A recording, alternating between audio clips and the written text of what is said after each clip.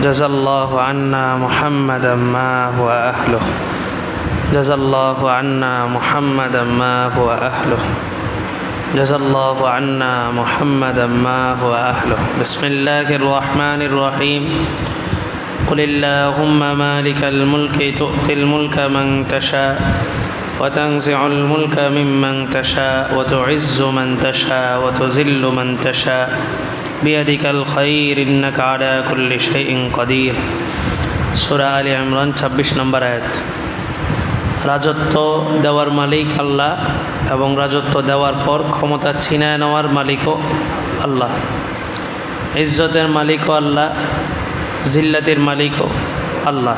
সমস্ত কল্যাণ আল্লাহ তাআলার হাতে এবং আল্লাহ তাআলা সব কিছুর উপরে ক্ষমতাশীল, ক্ষমতাবান, সব কিছু করতে পারেন। প্রত্যেকটা আয়াত কোনো না কোনো কারণে অবতীর্ণ হয়, কারণ ছাড়া কোনো আয়াত অবতীর্ণ হয় না। এই কারণটাকে বলে শানে নুজুল, অবতীর্ণ হওয়ার কারণ। শান মানে অবস্থান, নুজুল মানে অবতীর্ণ হওয়া। শানে নুজুল, যে প্রেক্ষাপটে আয়াতটা নাজিল হয়েছে এটাকে বলে শানে নুজুল, আর যেই কারণে নাজিল হয়েছে ওটাকে বলে সাবাবে নুজুল। সাবাব মানেও কারণ। এই আয়াতটা নাজিল হয়েছে মদিনায় হিজরত করার 5 বছর পর, 5ম হিজরিতে খন্দক যুদ্ধের সময়। খন্দক যুদ্ধ বলা হয় যেই যুদ্ধে পরিখা খনন করা হয়েছিল। পরিখা মানে গর্ত। মদিনার চতুর্পাশে 3 পাশে গর্ত খনন করা হয়েছিল, এক পাশ বাদ দিয়া। যেই পাশটা বাদ দেওয়া হয়েছে ওই পাশে কিছু কংক্রিট ছিল, কংক্রিট, ছোট ছোট ইটের কোনা, পাথরের কোনা। ওই জায়গা দিয়া কোনো কিছু আসতে পারবে না, কারণ ওখান দিয়ে হাঁটাচলা করতে গেলে ঘোড়ার যে পা আছে খুর কেটে যাবে বা ভেঙে যাবে। এই জন্য ওই জায়গাটা বাদ দিয়া বাকি মদিনার 3 পাশে পরিখা খনন করা হয়েছিল, গর্ত। পরামর্শদাতা ছিলেন হযরত সালমান ফার্সি রাদিয়াল্লাহু তাআলা আনহু। তিনি পারস্য থেকে আসছিলেন। ওনার ইসলাম ধর্মেরও বহু করুণ কাহিনী আছে। ইসলাম ধর্ম গ্রহণ করার জন্য অনেকগুলো ত্যাগ স্বীকার করছেন। পরবর্তীতে ওনার রাসূলের সাথে সাক্ষাৎ হয়েছে। রাসূলের যেই নবুয়তের নিদর্শনগুলো উনি শুনছিলেন, যে সৎকার মাল খাবে না, তারপরে গনিমতের মাল নিবে, হাদিয়ার মাল গ্রহণ করবে, সৎকার মাল গ্রহণ করবে না, পিঠের মাঝখানে নবুয়তের সিলমোহর এবং সত্য কথা বলবে, এই সবগুলা নিদর্শন উনি যখন বাস্তবে প্রমাণ পাইছেন তারপরে যা উনি ইসলাম ধর্ম গ্রহণ করছেন। তো তিনি বলেন যে আমরা পারস্যে যুদ্ধের একটা নতুন টেকনিক আবিষ্কার করছিলাম, এটা যে চতুর্পাশে গর্ত খনন করা হবে। তো এখন তো মিডিয়ার যুগ, একটা টেকনিক আবিষ্কার হইলে পুরো পৃথিবীতে ছড়ায় যায়। তখন পারস্যে আবিষ্কার হয়েছে, কিন্তু এটা মদিনা পর্যন্ত আসতে সময় লাগবে। মদিনার মানুষ এটা সম্পর্কে অবগত ছিল না। তা আল্লাহর রাসূল ওনার পরামর্শ অনুযায়ী গর্ত খনন করা শুরু করলেন। সাহাবীদেরকে ভাগ করে দিলেন। তো সবাইকে একটা নির্দিষ্ট পরিমাপ দিয়ে দিয়েছেন যে তুমি এত 2.5 ফুট 2.5 ফুট করে। তো হযরত সালমান ফার্সি রাদিয়াল্লাহু তাআলা আনহু, যিনি এই প্ল্যান আবিষ্কার করছেন, ওনার ভাগে যে জায়গাটা পড়ছে ওই অতটুকু জায়গার মধ্যে একটা বিশাল প্রস্তর ছিল, পাথর। এত শক্ত ছিল যে উনি এটা ভাঙতে পারতেছিলেন না। উনি ওইটাতে আঘাত করেন, আঘাত করার সাথে সাথে যেটা দিয়ে আঘাত করতেছিলেন, হাতুড়ি বা খুন্তি যেটাই, ওইটা আবার ওনার দিকে ফিরে চলে আসতেছে, এত শক্ত পাথর। তো উনি রাসূলের কাছে গেলেন যে আমরা একটু প্ল্যানটা এভাবে তো গর্ত খনন করতে হবে সোজাসুজি, এখন পাথরের কারণে যেহেতু পারতেছি না, গর্তটা একটু বাঁকা করে করবো কিনা। বিষয়টা একদম সিম্পল, আমরা হইলে কাজটা করে ফেলতাম, এটা যেহেতু হইতেছে না তাহলে একটু বাঁকা করে ফেলি। কিন্তু সাহাবীদের ভিতরে পরামর্শের যেটা গুরুত্ব ছিল, যে কোনো কাজ একদম ছোট থেকে ছোট ওনারা পরামর্শ ছাড়া করতেন না। এখানে শুধু পাথরটা শক্ত হওয়ার কারণে একটু জায়গা ঘুরবেন, এটা তো আহামরি কোনো কিছু না, একই তো উদ্দেশ্য তো অর্জন হইতেছে। কিন্তু ওনারা পরামর্শ করলেন যে আমরা রাসূলের কাছে যাই। তো মদিনা তো বিশাল, চতুর্দিকে গর্ত খনন করা হইতেছে, তো ওনার রাসূলের দরবারে গেছেন। আশ্চর্যের বিষয়, সাহাবীদেরকে যেমন উনি ভাগ করে দিয়েছেন, নির্দিষ্ট একটা পরিমাপ রাসূল নিজের জন্য ভাগ করে নিছেন যে আমির নবী তো কী হয়েছে, আমিও একটা জায়গা খনন করব। ক্ষুধার যন্ত্রণায় লাকড়ি আনতে পাঠাইছেন, পাকশাক করবেন, তো রাসূল নিজেও বের হয়ে গেছেন লাকড়ি আনতে। তো নেতা ছিলেন, নেতার মতো ছিলেন, জনগণের আগে নেতা কাজে নেমে গেছেন। তো রাসূল গেলেন, যাওয়ার পর রাসূল ওই হাতুড়িটা নিচ্ছেন, নেওয়ার পর এই পাথরের মধ্যে রাসূল 3টা আঘাত করছেন, আল্লাহু আকবারের ধ্বনি দিয়া 3টা আঘাত করছেন। প্রথম আঘাত যখন করছেন তখন সেখান থেকে একটা আলো বিচ্ছুরিত হয়েছে, আলো বের হয়েছে, একটা আগুনের ফুলকির মতো আগুন চমকে উঠছে। রাসূল বলেন যে প্রথমবার যখন আগুন চমকাইছে তখন আমি ইয়ামানের রাজধানী, যেটাকে বলা হয় সনা মানে এমনি রাজধানী, কিন্তু ইয়ামানের রাজধানীর নামই সনা। বলে যে আমি সনার ওই প্রাসাদগুলো দেখছি, অট্টালিকাগুলো, এগুলো আমার কাছে কুকুরের দাঁতের মতো মনে হয়েছে, এবং আমি দেখলাম যে এটা মুসলমানরা বিজয় করছে এই ইয়ামানের রাজধানীগুলো। কুকুরের দাঁত বলাতে মানে চিত্রগুলো দেখে এখন মনে হয় যে আসলে কুকুরের দাঁতের মতো। আপনি এই সমস্ত উন্নত বিশ্বগুলার চিত্র দেখবেন, ভবনগুলা এরকম চুক্কা চুক্কা, মানে একদম উপরের দিকে উঠে চিকন চিকন, দূর থেকে ছবি উঠাইলে এটা কিন্তু এটা এই দাঁতের মতো, শোচালো দাঁতের মতো দেখা যায় চিত্রগুলা। আল্লাহ রসুল বলেন আমি দেখলাম এটা মুসলমানরা বিজয় করছে, আমার উম্মত এটা বিজয় করছে। দ্বিতীয়বার যখন বাড়ি দিছে তখন আল্লাহ রসুল বলেন যে আমি এই যে আলোটা বের হয়েছে এই আলোটার মধ্যে, এই আলো দিয়া এই পারস্যের সমস্ত অগ্নির কুণ্ড যেগুলো আছে এগুলো দেখলাম যে আলোকিত হয়ে গেছে, এবং আমি দেখলাম যে আমার উম্মত এটাকে বিজয় করছে, মানে এটা উম্মত মুসলমানদের হাতে আসছে। এরপরে তৃতীয়বার যখন বাড়ি দিয়েছেন পাথরটা টুকরা টুকরা হয়ে গেছে, তখন একটা আলো বের হয়েছে। আল্লাহ রসুল বলেন আমি দেখলাম সিরিয়া, শাম, রোম, এই রোম পুরা শহরটা কী হয়ে গেছে, আলোকিত হয়ে গেছে, এবং আল্লাহ তাআলা আমাকে দেখাইলেন যে এটাও আমার উম্মতের হাতে হস্তান্তর হয়েছে।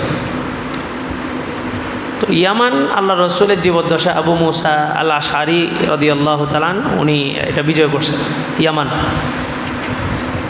বাকি রোম পারস্য বিজয় হয়েছে, এটা তো রাসূলের যুগের কথাই। সূরা রুম নাজিল হয়েছে, আলিফ লাম মিম গলিবাতির রোম বিজয় হবে, পারস্য মুসলমানদের হস্তগত হয়েছে। পারস্যের বিষয়, রোম পারস্য, একটা তো হচ্ছে রোম পারস্যের মধ্যে যুদ্ধ হয়েছিল রাসূলের যুগে, তখন রোম বিজয় হয়েছে। রোম ছিল আহলে কিতাব, মানে আসমানি কিতাব অনুসরণ করত, তবে ইসলাম ধর্ম না, অন্য ধর্মের। আর পারস্য ছিল অগ্নি পূজারী, এজন্য মুসলমানদের দিলে তামান্না ছিল যে রোম পারস্যের যুদ্ধের মধ্যে রোম বিজয় হোক। এখন যেমন পাকিস্তান নতুনভাবে হামলা করছে আফগানিস্তানের উপরে, স্বাভাবিকভাবে আমরা মুসলমান হিসেবে আমাদের ইমানের দাবি আফগানিস্তান কি হোক, বিজয় হোক। তো ওই সময় রোম পারস্যের যুদ্ধের মধ্যে সাহাবায়ে কেরামের দিলে তামান্না ছিল যে রোম বিজয় হোক, কারণ রোম আসমানি কিতাব অনুসরণ করে, মুসলমানরাও আসমানি কিতাব অনুসরণ করে, এই দিক থেকে দুজনের মিল আছে। তো সূরা নাজিল হইল আলিফ লাম মিম গলিবাতির রুম ফি আদনাল আরদি মিন বাদি গলাবিহিম সায়াগলিবু, এই অচিরে কয়েক বছরের ভিতরে রোম বিজয় হয়ে যাবে। এমন সময় এই সূরা রুম নাজিল হয়েছে যখন রাসূল মক্কায়, ইসলামটা অতটা প্রচার প্রসার হয় নাই, সামান্য কিছু মানুষ ইসলামটাকে গ্রহণ করছে। তো কাফেররা ঠাট্টা করতেছে, দেখো মুহাম্মদ মক্কায় বসে রোম পারস্যের খবর বলে, রোমের কোনো শক্তি আছে নাকি, রোম বিজয় হবে কীভাবে? আফগানিস্তানে কি কোনো শক্তি ছিল? 20 বছর পর্যন্ত আমেরিকা হিসাব মিলাতে পারে নাই, এই ছোট্ট একটা দল এটা আবার জিতবে কীভাবে? আল্লাহ বলেন এটা আমার হাতে। আল্লাহ তাআলা রোমকে বিজয় দিয়েছেন, কিছুদিন পরে সমস্ত কাফেরের মুখ বন্ধ হয়ে গেছে। তো আল্লাহ রসুল বললেন যে রোম পারস্য বিজয় হবে। তো রাসূলের যুগে এক মুরব্বী কথাটা শুনছে, পরে যখন হযরত ওমরের যুগে আইসা রোম পারস্য বিজয় হয়েছে, তো সে আইসা সাহাবীদের কাফেলার ভিতরে বৈশা সামনে আসলো, আইসা বলে ওমর হাত দাও, আমাকে কালিমা পড়াও, আমাকে মুসলমান বানায় দাও। তো হযরত ওমর হাত দিলেন, হাতের উপরে হাত রাখছে, কালিমা পড়ে মুসলমান হয়ে গেছে। তো সাহাবীরা বলতেছে আমিরুল মুমিনিন রাসূলের যুগ থেকে এই ইসলাম ধর্ম গ্রহণ করে নাই, ইসলামের সবসময় বিরোধিতা করে আসছে, আজকে সে আইসা মুসলমান হয়ে গেছে, সবাই খুশি। হযরত ওমর বলে সে যে মুসলমান হবে এটা আমি জানতাম। কেন?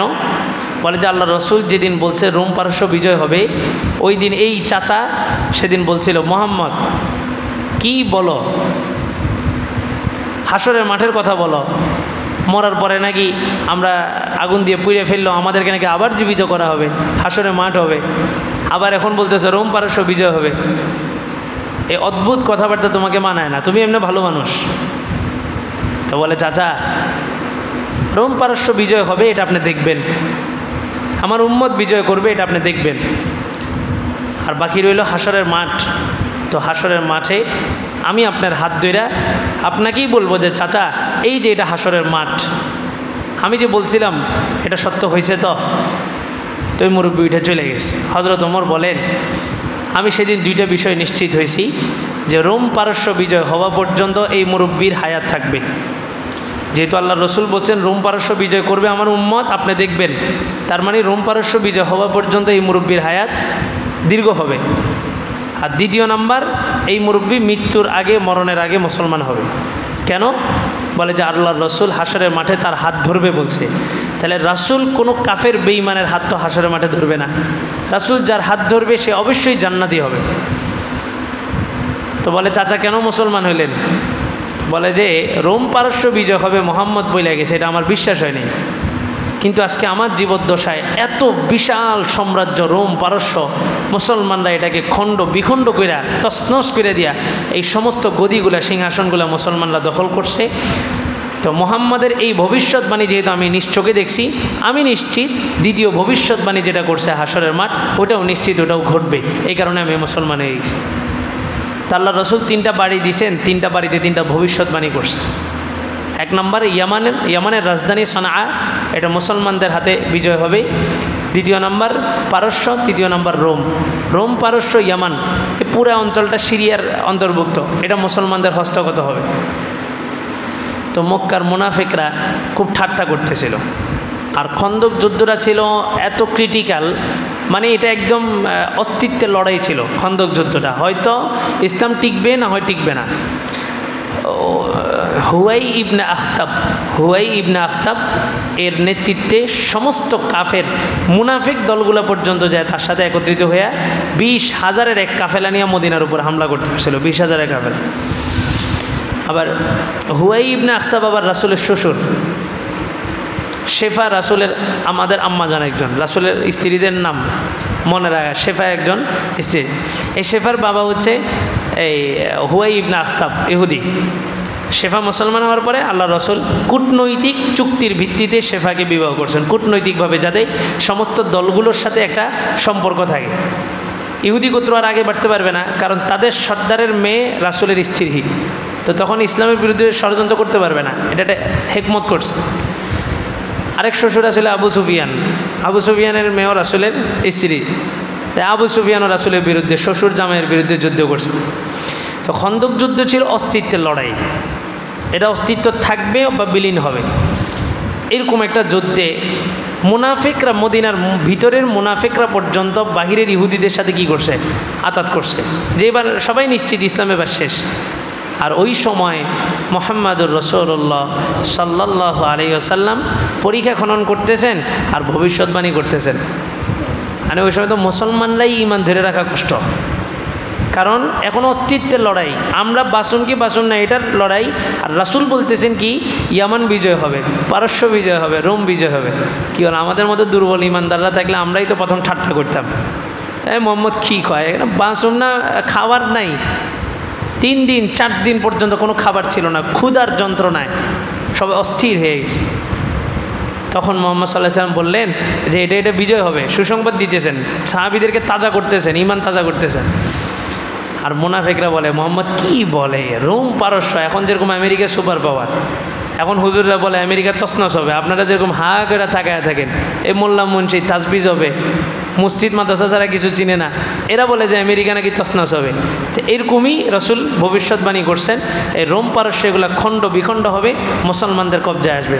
তখন মুনাফিকরা হাসে, কে কত বড় সুপার পাওয়ার, এটা নাকি আবার তছনছ হবে। আল্লাহ সাথে সাথে এই আয়াতটা নাজিল করছেন, কুল, হে রাসূল আপনি বলেন, আল্লাহুম্মা মালিকাল মুলক তুতিল মুলকা মান তাশা ওয়া তানজিউল মুলকা মিম্মান তাশা।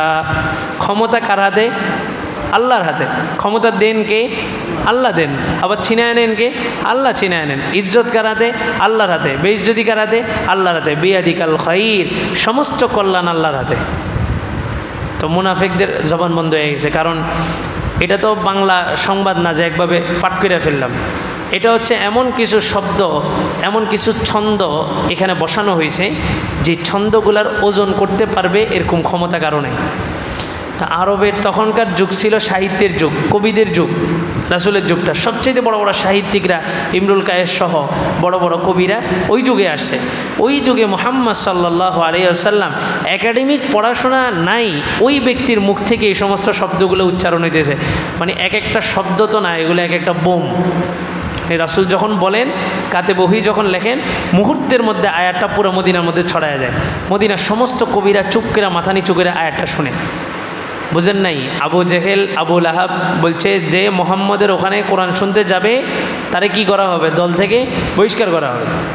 তো রাত্রেবেলা চিন্তা করতেছে, আজকে যেহেতু নিষেধ করছি, আজকে তো কেউ যাবে না। কে? আবু জেহেল, আবু লাহাব। আজকে তো কেউ যাবে না, আজকে আমি যাই। আর চেলা চামুন্ডা যেগুলো আছে দলের, ওরা চিন্তা করলো আজকে যেহেতু নেতায় নিষেধ করছে, নেতায় তো আজকে যাব না, তা আজকে আমরা যাই। রাসূলের কোরআন তেলাওয়াত শোনার জন্য কি অধীর আগ্রহী ছিল তারা, কাফের মুশরিকরা। তো এবার গেছে, নেতাও গেছে, ইয়ারাও গেছে, জনগণও গেছে, যে ওখানে সবাই সবার সাথে সাক্ষাৎ। ইজ্জত আছে, কে কারে শাস্তি দিবে? নেতা আপনি কি লেগে গেলেন? আপনি তো মানা করছেন, আপনি কেন আসছেন? তো রাসূলের কোরআনের শব্দগুলা, শব্দ শৈলীগুলা একটা শিল্প ছিল, শব্দের গাঁথনিগুলো একটা শিল্প ছিল। এমনভাবে শব্দগুলা বসছে যে পৃথিবীর মানুষ শুধুমাত্র বিদ্বেষের কারণে রাসূলকে মানতে পারে না, নাইলে সবার দিলের মধ্যে এটা নিশ্চিত ছিল যে এই কথাগুলো আল্লাহ প্রদত্ত কথা, আল্লাহর পক্ষ থেকে ঐশী বাণী, এটা কোনো মানুষের বানানো রচনা হইতে পারে না। আল্লাহ তাআলা একদম মুখের উপরে জবাব দিয়ে দিলেন, আরে তুমি কি বলতেছো? কিসের রোম পারস্য? আল্লাহ তাআলা তো এই পৃথিবীতে ছোট্ট একটা গ্রহ, এটার চেয়ে বড় গ্রহ আছে না? আল্লাহ এতগুলো গ্রহ চালাইতেছে, এই পৃথিবীর ক্ষমতা নিয়ন্ত্রণ করতে পারবে না? এটা তো আশ্চর্য কথা। যিনি এই পুরা ভূমণ্ডল, নবমণ্ডল, ভূমণ্ডল বানাইছেন, সমস্ত গ্রহ নক্ষত্র যার হাতে, সূর্যের তুলনায় পৃথিবীর কোনো অস্তিত্ব আছে? কিছুই নেই। এই সমস্ত সাত আসমান, সাত জমিন যিনি পরিচালনা করতেছেন, সামান্য ক্ষমতার পরিবর্তন তিনি করতে পারবেন না? এটা তো আশ্চর্য কথা। এটা তো কোনো বুদ্ধিমান এটা অস্বীকার করতে পারে না। আল্লাহ আয়াত নাজিল করে দিয়েছেন, ক্ষমতা আমার হাতে, আমার রসুল যেটা বলছে এটা হবেই হবে। তো চূড়ান্ত হয়েছে। সানায়ে ইয়ামান রাসূলের জীবদ্দশায় বিজয় হয়েছে, আর পারস্য, রোম পারস্য হযরত ওমর রাদিয়াল্লাহু তাআলা আনহু যোগে আইসা বিজয় হয়েছে। তাওয়াক্কুল আল্লাহর উপরে, যে আল্লাহ তাআলা এটা করবেন। রাসূল যে ওয়াদাগুলো করছেন, পুরা পৃথিবীর শাসন ব্যবস্থা ইমাম মাহদির যুগে মুসলমানদের হাতে থাকবে, এটা চূড়ান্ত। এটা আপনি মানতে কষ্ট হইতেছে, আমি মানতে কষ্ট হইতেছে, কিন্তু কাফের মুশরিকরা এটা নিশ্চিত। এই জন্য তারা সমস্ত প্ল্যান করতেছে। আল্লাহ রসুল বলছেন সব বস্তু কথা বলবে, শুধু একটা গাছ কথা বলবে না, গারকাত। এই গাছটা মুসলমানদের পক্ষে কথা বলবে না, ইহুদিদের পক্ষেও কথা বলবে না, চুপ থাকবে। তা আপনি দেখেন বিগত 40 থেকে 50 বছর আগ থেকে তারা এই গারকাত গাছ রোপণ করা শুরু করে দিয়েছে। উইকিপিডিয়াতে সার্চ দেন, দেখবেন পেয়ে যাবেন। পুরা ইসরায়েলে গারকাত গাছের অভাব নেই। আপনি মানেন না, আমি মানি না, কি কয় গাছ বুঝি, যিনি বস্তু বুঝি কথা বলবে, গাছ কথা বলবে, এটা আমি আর আপনি মানতে কষ্ট হইতেছে। কিন্তু কাফের মুশরিক বেঈমানদের কথা হইল, মুহাম্মদ বলছে সূর্য যেমন উঠে এটা যেমন সত্য, সূর্য উঠলে যেমন দিন হয়, এর চাইতে বেশি সত্য মুহাম্মদ যেটা বলছে এটা। যার কারণে গালি দিছে, হাম্মাজ ইম মাশা ইম বিনামিম, কোরআনের মধ্যে অতুল্লিম বাদা জালিকা জানিম। আল্লাহ বলছেন ওটা জারদ সন্তান, ওটা জারদ সন্তান। ওই ইহুদি সে রাগান্বিত না হইয়া মায়ের গলায় যায় তরবারি ধরছে, বলো মুহাম্মদ আমাকে বলছে জারদ সন্তান। মুহাম্মদ রাগের মাথায় কাউকে জীবনে কোনোদিন গালি দেয় নাই, একটা মিথ্যা কথা বলে নাই। মুহাম্মদ আমাকে জারদ সন্তান বলছে, মানি আমি জারদ সন্তান। বলো তুমি কার সাথে অনৈতিক সম্পর্কে জড়াইছ? তো বলে যে তোমার বাবা তো অনেক বড় ব্যবসায়ী ছিল, ধনী মানুষ ছিল, আমি পেরেশানিতে ছিলাম। তোমার বাবার মৃত্যুর পরে এই সম্পত্তিগুলো দেখবে কে? আমাকে দেখবে কে? আর তোমার বাবা ছিল পুরুষ জন্ম দিতে অক্ষম, এই কারণে আমি অন্যত্র অনৈতিক সম্পর্কের মাধ্যমে তোমার জন্মের ব্যবস্থা করছি। তো মুহাম্মদ সাল্লাল্লাহু আলাইহি ওয়াসাল্লাম যেটা বলছে তো বলছে, যেটা মুহাম্মদ সাল্লাল্লাহু আলাইহি ওয়াসাল্লামের মুখ দিয়ে বের হয়েছে এটা হবে, এটার মধ্যে কোনো সন্দেহ নেই।